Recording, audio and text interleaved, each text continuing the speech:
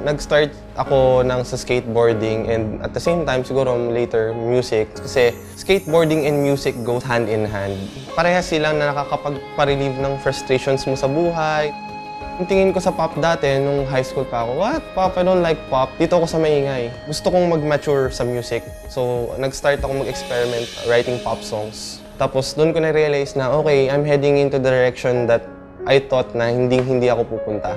Yung entry ko ngayong year na to na nakapasok sa top 12, ang title niya is Time Machine. About siya sa imaginary ex-girlfriend. Sobrang mahal ko siya, kaso break na nga.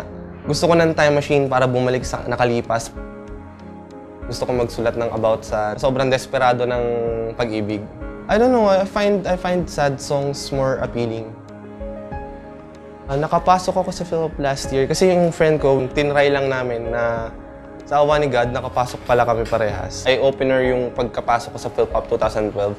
Kasi nga dati, I listen to a lot of foreign bands no OPM. Parang nung nakapasok ako sa Philpop 2012, I started to like OPM more. Yung finalist ako ulit, ngayong 2013, same pa rin yung feeling ko. I just want to help uplift OPM. Pwede namang manalo, pero hindi ko na iniisip na mananalo ako. I just wanted to be in the circle na sa Philpop.